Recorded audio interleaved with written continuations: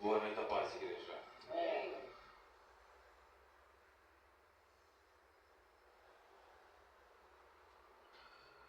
Estamos todos bem, amém? Amém? Amém? Bom, enquanto estamos de pé, vamos aproveitar a oportunidade para abrirmos a palavra de Deus, no livro de Mateus 5:13.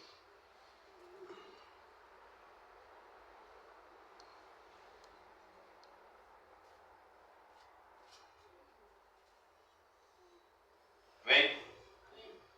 Alguém encontrou?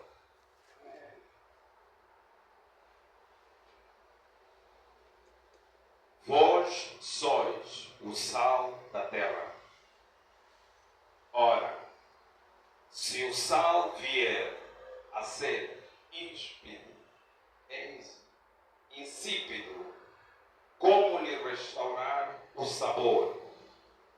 Para nada mais presta, senão para lançado fora e ser pisado pelos homens. Amém?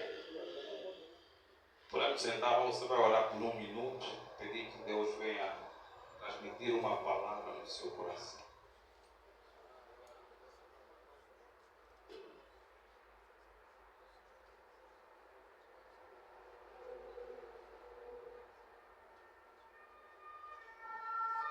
Amém? Bom, primeiramente quero estender um agradecimento ao pastor Abel por nos confiar na transmissão da palavra do dia de hoje e também agradecer a todos os irmãos aqui presentes. Amém? Acho que a primeira terça-feira talvez está um número maior. Amém? Se quer dizer, vamos avançar. Igreja, nós estamos a falar hoje de o que nós lemos aqui é o livro de Mateus. Mateus que é o livro que narra os fatos da caminhada de Jesus, os seus ensinamentos. Amém? No versículo 13 a Bíblia começa a dizer que vós sois o sal, vós sois o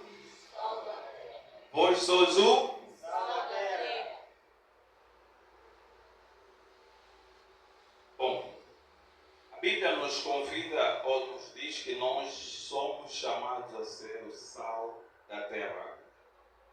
Mas, na verdade, o que é o sal?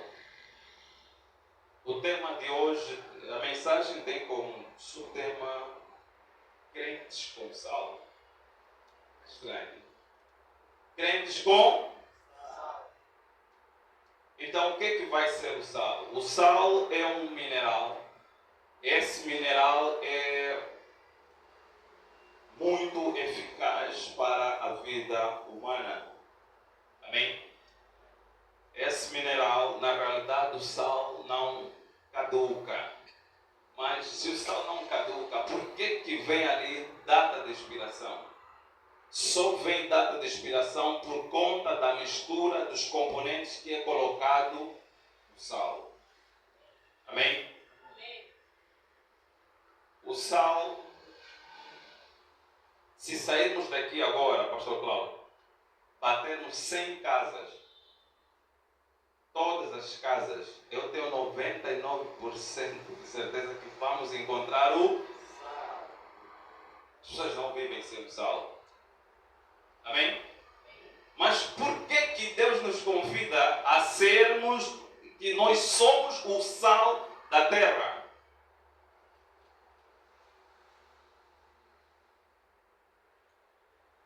O sal faz parte do elemento para saborear ou dar sabor à nossa alimentação. Bem, vamos entrar no texto. Mateus 5:13. Vós sois o sal da terra. Ora, se o sal vier a ser insípido, estamos a falar inútil, desprezável, como lhe restaurar o sabor? Para nada mais mais presta senão para lançado fora, ser pisado pelos homens. Igreja, é necessário entendermos que a Bíblia foi escrita há muitos anos atrás, também. Quando Jesus estava a referir que o sal, se o sal vier a ser insípido, estamos a falar de sal desprezável, inútil. Amém? Aqui, na verdade, quer dizer que não é que o sal perde o seu valor. O que acontece é o seguinte: quando Jesus estava a explicar aqui, estava a explicar na vertente da cultura da época. Na realidade, o sal era fabricado no Mar Morto. Nesse mar, eles fabricavam sal e montoavam sal aproximadamente 8 metros. E eles também montavam espécie de cavernas, que eram onde armazenavam sal. Então, fabricava-se o sal em massa naquele lugar e depois tinha que ser transportado para as localidades. Agora, eu disse que o sal não estraga, não apodrece, nem fabrica, nem caduca. Mas a Bíblia está dizendo que se ser insípido, inútil, desprezável. Quando os homens na altura começavam a transportar do Mar Morto até... eles tinham que passar o deserto até chegar ao resto das cidades. O sal, alguma quantidade, caía para o chão. Então, o sal, uma vez misturado com areia, já não presta. Será que alguém pode separar a areia do sal? Então, no deserto, quando faziam o transporte do sal, e o sal que caía já não tinha utilidade. É isso que está a dizer aqui. Mas aquele sal, ainda assim, aproveitavam não para o consumo, mas sim armazenavam o sal, que era considerado sal impuro, que era o sal impróprio para o consumo. Esse sal era armazenado. Na altura existiam lugares que, quando há neves, chão com gelo. Neves também? É neve. Neve. Então, quando há neve, há probabilidade maior de termos gelo no chão. E as pessoas usavam esse sal impuro para desfazer a neve. E enquanto eles jogavam sal, as pessoas pisavam. Por isso é que a Bíblia aqui diz que se o sal vier a ser insípido, como lhe restaurar o sabor? O sal impuro já não tem sabor, quer dizer, já não se utiliza. Se vier a ser insípido, como lhe restaurar o sabor? Para nada mais presta senão para lançado fora e ser pisado pelos homens. É nessa vertente que a Bíblia estava a explicar. Amém? Estamos a explicar ainda o que aconteceu, por que Jesus estava a dizer isso. Mas agora, eu disse que se sermos daqui, batermos 100 portas, nós vamos encontrar, cada casa tem sempre um sal, uns em pequenas, outros em grandes quantidades. A Bíblia nos convida a ser o sal da terra, porque o sal é um elemento que, na realidade, quando está presente, quase que nada acontece. Mas se estiver ausente de casa, as pessoas começam a notar a falta do sal. Primeiro, na sua alimentação. E o sal também acaba por ser um elemento que é usado em alguns trabalhos. Tanto os fisioterapeutas agora fazem também o uso do sal. Dizem que para descarregar energias negativas. Eu não sei, mas é o que eles explicam. Então, eles usam o sal. E o sal também fala de armazenamento. Existem duas formas de armazenar os alimentos. Que a primeira, maior, é o gelo, o estado de conservação em gelo. E a segunda é o sal. Nós estamos na época presta do Natal. Todo mundo aqui quase vai ter o cabaz, né? Amém? Minha oração é que você tenha também cabaz. Não pode acabar sem comer aquele peixe aí. sim. Né? Eu sei que você tem o bacalhau na tua mesa, amém? Então, o bacalhau, ele vem seco. Então, para vir seco é porque passou no processo da salga. Amém? Agora, por que nós somos convidados a ser o sal da terra? Na realidade, quando Deus começa a dizer que nós somos o sal da terra, isso quer dizer que se entrarmos em biologia, nós vamos entender que todo fluido que está no nosso corpo é salgado. Prova viva, se pegares o teu sangue e testares, vais notar que há presença de sal. O sangue é salgado. A saliva, a lágrima, se você provar a lágrima, vais notar que é salgado. Mas não é que é porque tem erro no teu corpo, não. É que já fomos formatados desse jeito. É que o homem sem o sal acaba por ter uma deficiência no seu corpo, uma disfunção. O que acontece? Nós temos uma patologia chamada hipertensão, ou que também diz crise de AVC, pode ser hemorragia ou qualquer outra situação. Mas a hipertensão, ela diz que é o excesso ou consumo exagerado do sal. E para além disso, temos também um órgão que é o pâncreas, que regula o açúcar no corpo. Então nós temos no corpo sal e açúcar. Mas se temos sal e açúcar, por que os nossos fluidos corporais são sempre salgados? Na realidade, o sal, ele fala da real importância que nós temos. Quando você é chamado de sal, isso quer dizer que nós somos convidados a ser o sal da terra. Por quê? Enquanto você, o tema é crente com sal. Se você for crente com sal, quer dizer que você é crente alinhado à vontade de Deus. Existem duas classes de crentes. Existem crentes que não têm o sal e existem crentes com sal. Os crentes com sal são aquelas pessoas que disponibilizaram a sua vida para aplicarem-se somente a viver em obediência com Deus.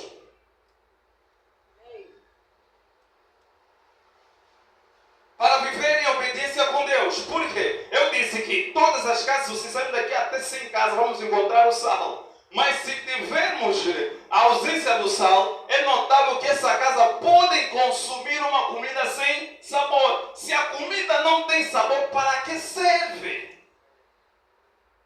Então nós somos as pessoas ou os escolhidos que vamos dar prazer a Deus de olhar nessa terra. Por isso é que você, quando é crente com sal, através da tua oração, se alguém está a passar por uma enfermidade, só uma oração ou imposição de mão, você consegue contrariar aquela situação. Na realidade, quando você é um crente com sal, isso quer dizer que você é a pessoa que está a carregar o Espírito de Deus na tua vida.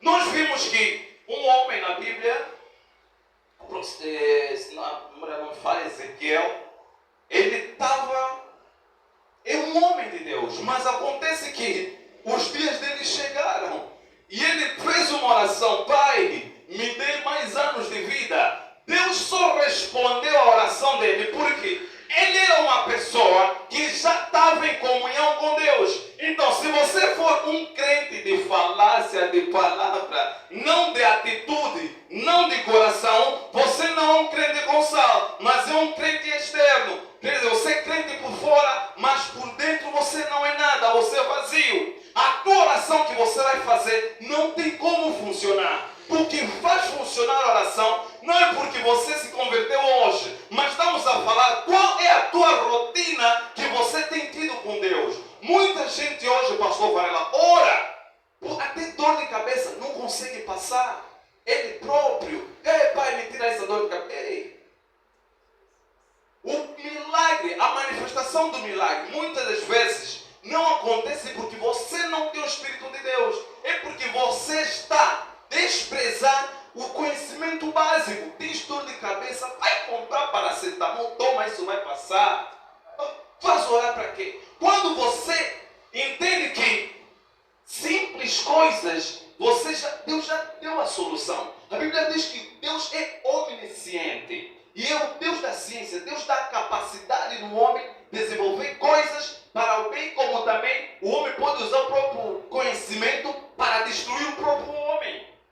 Existem coisas que vamos orar bastante, mas está aí. Está orando, meu pai, me tira essa dor de cabeça, mas está em frente da farmácia. Crentes com sal, eles conseguem diferenciar em que momento eu devo fazer um trabalho de intercessão, jejum e oração para resolver uma situação e em que momento eu devo agir de acordo à forma medicinal. Em tudo é oração. Há coisas que já está aí. Só precisa você esticar a mão. Podemos abrir a nossa Bíblia rapidamente em 2 Reis. 2 Reis, capítulo 2. 2 Reis. Ok. 2 Reis, capítulo 2, versículo 20.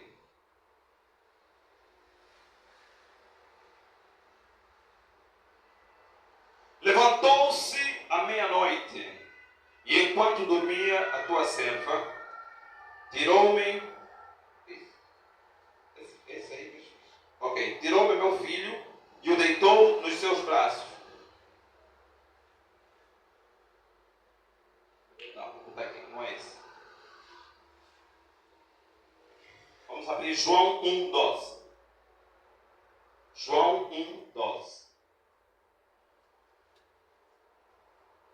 João 1:12. Vamos já parar de pesquisar. Essa vai ser provavelmente a nossa última pesquisa aqui. João, capítulo 1:12. Amém? Mas a todos quantos o receberam, deu-lhes o poder de serem feitos filhos, a saber, aos que creem no seu nome. Eu disse aquela hora que nós temos crentes com sal e crentes sem o sal. Na verdade, a Bíblia diz que muitos são chamados, mas poucos são escolhidos. As pessoas escolhidas são pessoas que eles têm a oportunidade de se tornarem filhos de Deus. Mas por que eles vão se tornar filhos de Deus? Porque são pessoas que estão dedicadas a viver em obediência à palavra de Deus. Nós começamos a ver aí, o livro já não consigo encontrar aqui. Nós vimos que quando Elias morre e Eliseu assume o papel como um mentor dos outros discípulos. Amém? Nós vimos a manifestação do poder de Eliseu. O primeiro foi que ele jogou a manta no rio, o rio se abriu e conseguiu passar. Mas a segunda que eu consegui entender é que Eliseu chegou, pastor Cláudio, Eliseu chegou a uma cidade em que na qual aquela cidade estava a sofrer enfermidades, pessoas estavam a morrer por doenças. E na realidade o segredo daquela doença era a água. Nós estamos a falar do rio. O rio produz água doce ou salgada? O rio produz água doce. As pessoas estavam a morrer de enfermidade porque estavam a consumir água doce do rio. Eliseu chegou e encontrou. Os homens chegaram e disseram: aqui nessa cidade, homem de Deus, aqui as pessoas estão a morrer muito, estão a adoecer muito, faça alguma coisa. Eliseu não pensou duas vezes: traga-me o sal, pegou o sal e jogou na fonte de água. Por que ele tinha que jogar o sal na fonte de água? É que quando você é um crente, que na verdade não tens o sal, torna-se um crente doce. O doce, estamos a falar do açúcar. Açúcar e sal, há uma extrema diferença. O sal fala de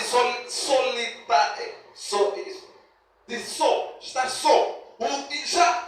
O açúcar fala de estar de braços abertos com todo mundo. Se pegarmos sal e colocarmos aqui, ao lado colocarmos açúcar, nós vamos ver que as moscas não vão vir no sal, mas sim vão vir no açúcar.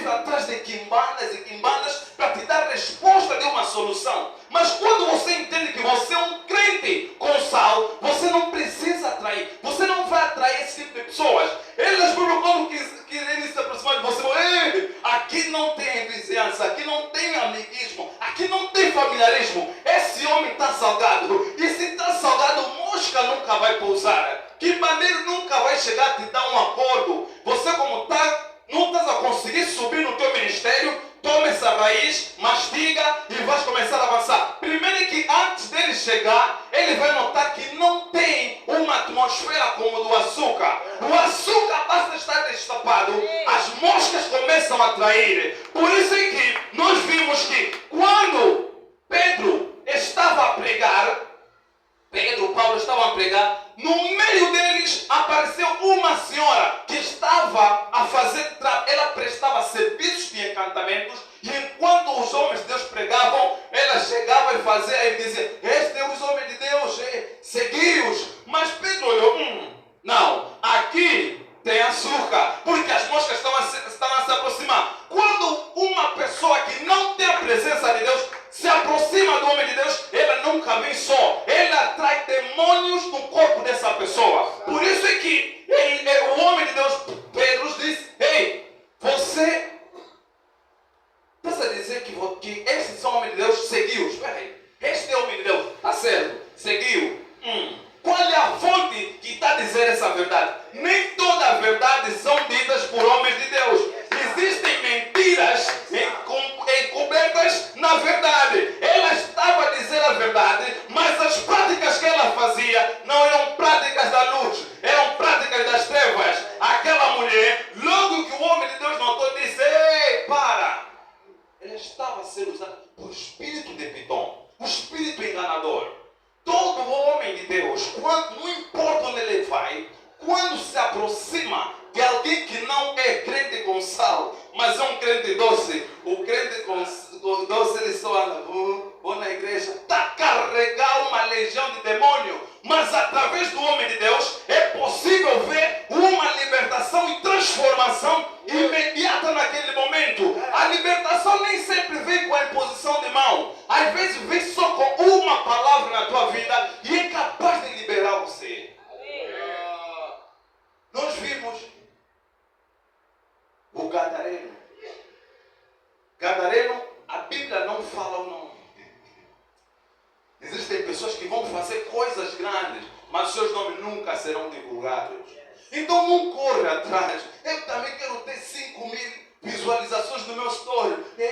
Quem te disse que esses 5.000 visualizações do teu story é a prova de que você é um verdadeiro homem de Deus? Existem homens de Deus como Gadareno. Não foi explicado o seu nome, mas ele teve impacto. Primeiro é que Gadareno era um homem possuído por uma legião de demônio. Não caminhava só. Mas quando foi liberto por Jesus, Gadareno queria seguir a Jesus. Na verdade, aqui foi um segredo. Gadareno foi liberto. Queria seguir o mestre. O mestre entendeu: não, espera aí.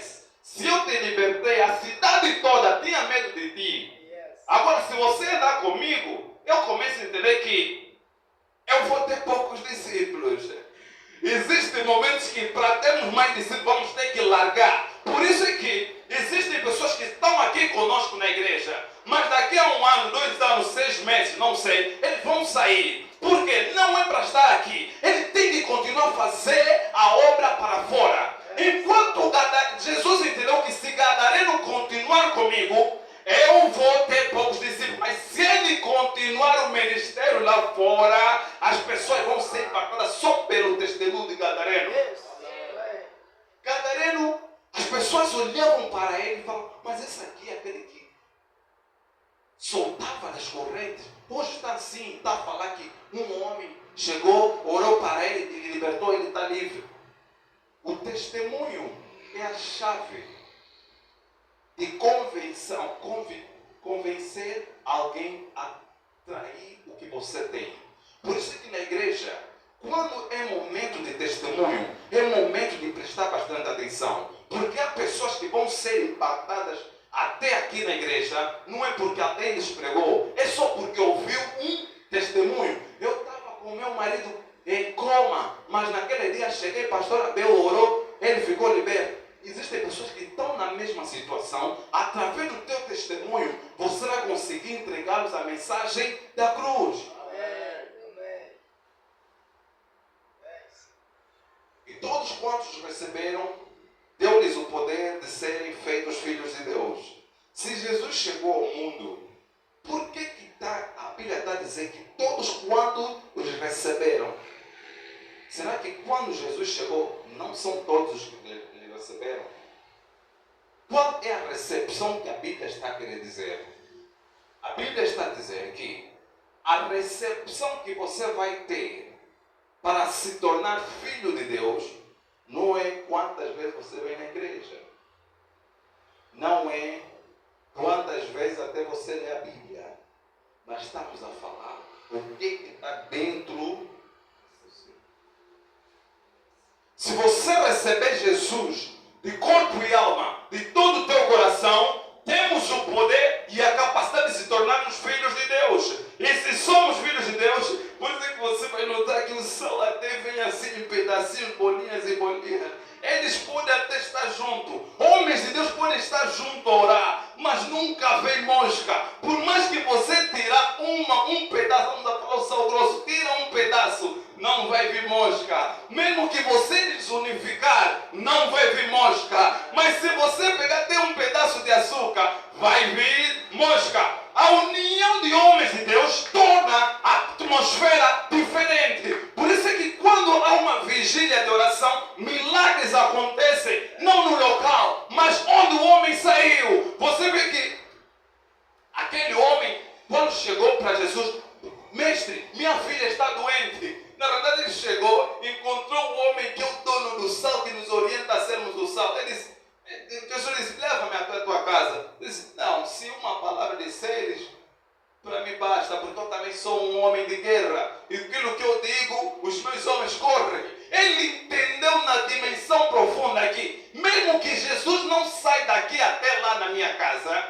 através da minha palavra, do meu contato com ele aqui, é capaz da minha casa começar a haver impactação. Por isso é que enquanto você está a orar aqui na igreja, existem pessoas que estão a manifestar lá na tua casa. Você pergunta, mas o que se passou? Não. Aqui, de repente, ele começou a xingar, do nada. Quando você fazer um reflexo, uma análise, você vai entender que o momento que você estava a entregar a vida dessa pessoa à oração, Deus estava a operar nessa pessoa. Por isso que quando você ora, nem sempre o testemunho vai ser aqui, mas o testemunho vai vir de onde você menos imagina. Por isso é que vem o segredo da oração com nomes. Nomes fala da identidade da pessoa. Consegue-se localizar uma pessoa pelo nome. Eu oro em nome do fulano. Você está a localizar essa pessoa. Estás a entrar no mundo espiritual dessa pessoa. Se ele for uma pessoa até que está doce, né? Que está doce, açúcar. Através de ti, como é sal. Quando você pegar sal e açúcar, alguém sabe qual é o sabor que dá?